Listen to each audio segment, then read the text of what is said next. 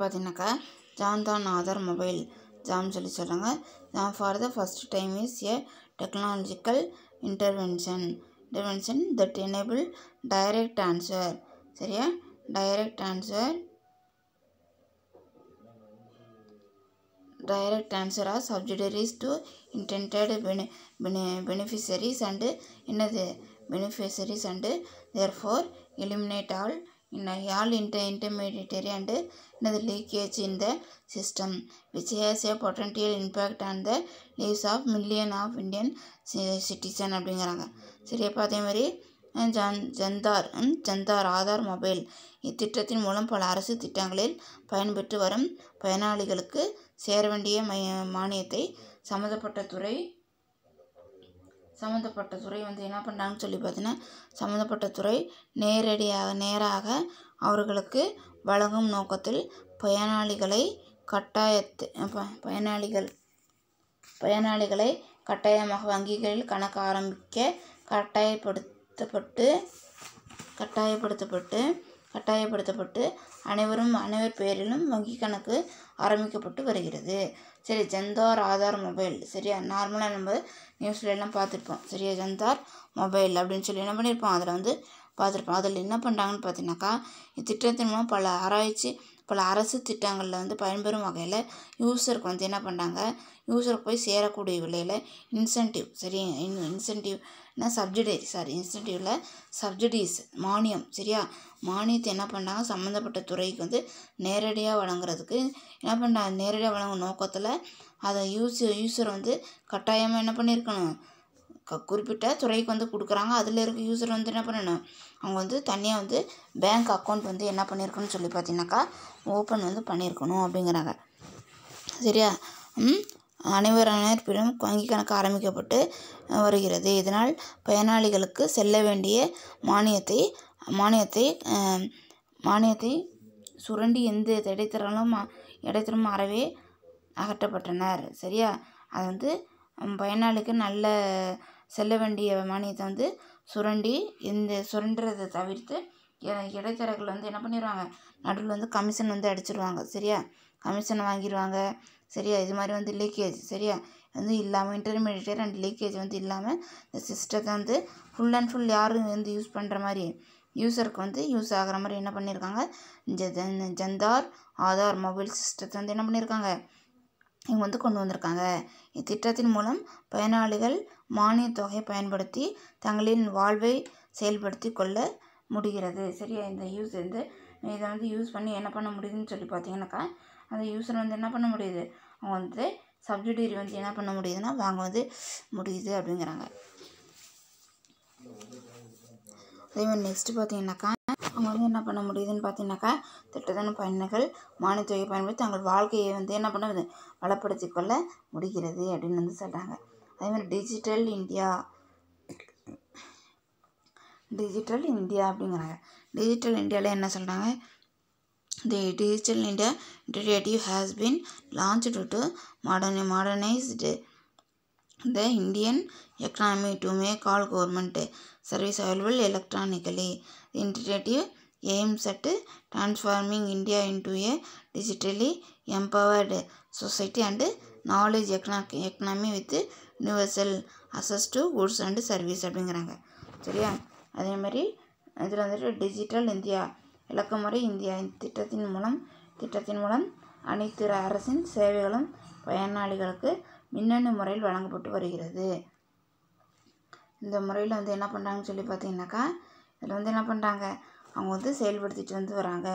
எல்லாமே கம்ப்யூட்டரைஸ்டு சரி மாடர்னைஸ்டு மூலமாக இந்த திட்டத்தை அது மூலமாக செயல்படுத்திட்டு வராங்க. இதனால் இந்திய பொருளாதாரம் மின்னணு பொருளாதாரம் மாறி வருகிறது. இந்த இந்தியாவோட எக்கனாமிக் எப்படி ஆயிடுச்சு, மாடர்னாக என்ன ஆயிடுச்சு, electronic government service available electronically அப்படின்னு சொல்கிறாங்க. அதேமாதிரி உலகெங்கும் கிடைக்கும் பொருட்கள் மற்றும் பணிகளை மக்கள் மின்னணு முறையில் பெற வகை செய்திடும் அறிவு பொருளாதாரமாக இந்திய பொருளாதாரம் மாறி வருகிறது என்றால் மிகையாகாது. சரியாப்பா?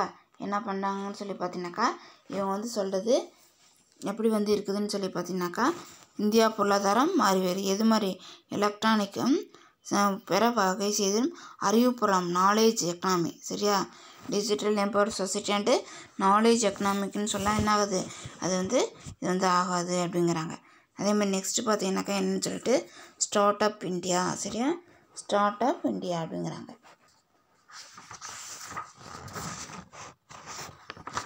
ஸ்டார்ட் அப் இந்தியா அப்படின்னு சொல்லி பார்த்தீங்கன்னாக்கா இதில் வந்து என்ன சொல்கிறாங்கன்னு சொல்லிட்டு it was launched in 2015. Stand up India seek leverage institutional credit for the benefit of India's underprivileged. It aimed at enabling economic participation of women entrepreneurs, scheduled caste and scheduled tribes and share the benefit of India growth with the above mentioned categories. Towards this end, at least one woman and one individual from two SC or ST communities in grant in loan between rupees 10 lakh as 1 crore to set up greenfield enterprises in manufacturing, service or the trading sector அப்படின்னு சொல்கிறாங்க. சரியாம்மா, இதில் வந்து என்ன சொல்கிறாங்கன்னு பார்த்தீங்கன்னா stand up இந்தியாவில் இத்திட்டத்தின் மூலம் என்னது பழங்குடியினர் மற்றும் தாழ்த்தப்பட்ட இனத்தை சார்ந்த மகளிருக்கு நிர்ம கடன் வழங்கி அவர்கள் வளர்ந்து வரும் இந்திய பொருளாதாரத்தின் பலனை பெற்று அனுபவிக்க வகை செய்யும் நோக்கத்தோடு இத்திட்டம் அமைக்கப்பட்டுள்ளது. சரியாப்பா, இந்த இதில் வந்து ஸ்டாண்ட் அப் இந்தியாவில் வந்து என்ன பண்ணாங்க, பழங்குடியின மக்கள், சரியா, அண்டர் ப்ரிவிலேஜஸ், அவங்க வந்து பெனிஃபிட் அடைகிற வகையில் என்ன பண்ணுறாங்க, அவங்க வந்து என்ன பண்ணுறாங்கன்னா பழங்குடியின மக்கள் மற்றும் தாழ்த்தப்பட்ட இனத்தை சார்ந்த மகளிருக்கு நிர்ம கடன் வழங்கி அந்த இதுக்கு வந்து பிஸ்னஸ்க்கு வந்து என்ன பண்ணுறாங்க, லோன் வந்து ப்ரொவைட் வந்து பண்ணி அவங்களோட வாழ்க்கை தரத்தை வந்து மேம்படுத்துறதுக்கு நல்ல பலனை வந்து அனுபவிக்கிறதுக்கும் அவங்களுக்கு வந்து திட்டம் வந்து என்னது ஹெல்ப்ஃபுல்லாக வந்து உதவியாக வந்து இருக்குதுங்கிறாங்க. அதே மாதிரி நெக்ஸ்ட்டு இத்திட்டத்தின் கீழ் துவங்கப்படும் உற்பத்தி சேவை மற்றும் வியாபார வினைகளுக்கு ரூபாய் 10 லட்சம் முதல் 1 கோடி அளவிற்கு ஒவ்வொரு மகளிர் தொழில் முனைவோருக்கும் தரப்படுகிறது. எவ்வளோ வந்து கொடுக்குறாங்கன்னு சொல்லி பார்த்தீங்கன்னா 1 crore. சரி, எவ்வளோ வந்து கொடுக்குறாங்க, 1 crore வந்து கொடுக்குறாங்க. 1 லட்சத்துலேருந்து ஒரு லட்சம் இல்லை 10 லட்சத்துலேருந்து என்ன பண்ணாங்க 1 கோடி வரைக்கும் உமன்ஸ் என்டர்பிரனருக்கு என்ன பண்ணுறாங்க, அவங்க வந்து அமௌண்ட் வந்து கொடுக்குறாங்கங்கிறாங்க. சரியா, அதே மாதிரி நெக்ஸ்ட்டு பார்த்தீங்கன்னாக்கா என்னென்னு சொல்லிட்டு இதில் ஒவ்வொரு மகளிர் தொழில் முனைவோருக்கும் தரப்படுகிறது. மகளிர் தாழ்த்தப்பட்ட மற்றும் பழங்குடி சமுதாயத்தை சேர்ந்தவங்க இருத்தல் வேண்டும். அதேமாதிரி அவங்க வந்து எதை வந்து அவங்க வந்து இது பண்ணி இருக்கணும்னு சொல்லி பார்த்தீங்கன்னாக்கா அண்டர் ப்ரிவிலேஜஸ் SC ST, சரியா, அந்த ஷெட்யூலில் வந்து என்னன்னா அவங்க வந்து இருக்கணும் அப்படின்னு வந்து சொல்கிறாங்க. நெக்ஸ்ட்டு பார்த்தீங்கன்னாக்கா என்னென்னு சொல்லிட்டு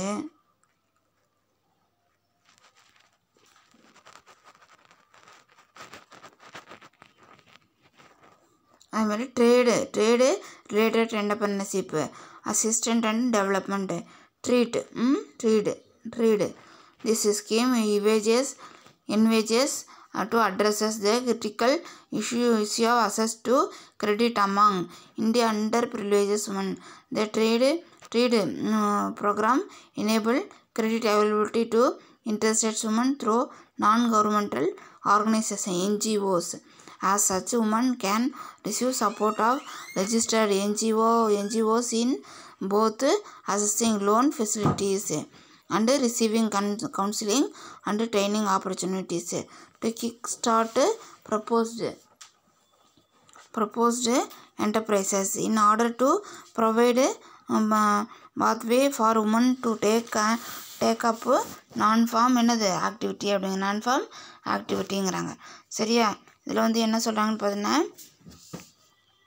ட்ரேடு ரிலேட்டடு வணிகம் சார்ந்த தொழில்முறை உதவி மற்றும் வளர்ச்சி திட்டம். ட்ரேடு ரிலேட்டட் என்டர்பிரினர்ஷிப், அசிஸ்டன்ட் என்னது அண்ட் டெவலப்மெண்ட். அரசு சாரா அமைப்புகளின் பதிவு செய்து கொண்ட நலிவுற்ற மகளிர் கடன் தரும் உன்னதமான திட்டம் இத்திட்டம். சரியா, அரசு சாரா நான் கவர்மெண்ட்டு, சரியா, நான் கவர்மெண்ட்டு ரெஜிஸ்டர் வந்து பண்ணியிருக்க என்ன பண்ணுறாங்க, நலிவுற்ற மகளிருக்கு அண்டர் ப்ரிவிலேஜஸ் உமனுக்கு வந்து என்ன பண்ணுறாங்கன்னு சொல்லி பார்த்தீங்கன்னாக்கா இவங்க என்ன பண்ணாங்க, கடன் கொடுக்குறதுக்கு வந்து முன்னும் வராங்க. கடன் தரும் உன்னதமான திட்டம் அப்படின்னு வந்து சொல்கிறாங்க. சரியாப்பா, திட்டத்தின் மூலம் பொருளாதார ரீதியாக நலிவுற்ற மகளிரின் என்னது கடன் உதவி மட்டுமின்றி பயிற்சி அவங்களுக்கு வந்து கடன் கொடுக்கறது மட்டும் இல்லாமல் பயிற்சி என்ன பண்ணுறாங்க அவங்களுக்கு வந்து கொடுக்குறாங்க. பயிற்சி கொடுத்து குறிப்பாக வேளாண் சாரா திட்டங்களுக்கு திட்டத்தில் உதவி வழங்குது. வேளாண் அக்ரிகல்ச்சரில் நான் அக்ரிகல்ச்சரலுக்கு என்ன பண்ணுறாங்கன்னு பார்த்தீங்கன்னாக்கா இவங்க வந்து என்ன பண்ணுறாங்க ஹெல்ப்ஃபுல் வந்து நான் ஃபார்ம் ஆக்டிவிட்டீஸ்க்கு என்ன பண்ணுறாங்க ஹெல்ப்ஃபுல் வந்து பண்ணுறாங்க. சரியா? அதேமாதிரி நெக்ஸ்ட்டு பார்த்தீங்கன்னாக்கா இதில் வந்துட்டு பிரதான் மந்திரி குஷால் விகாஸ் திட்டம் யோஜனா அப்படிங்கிறாங்க.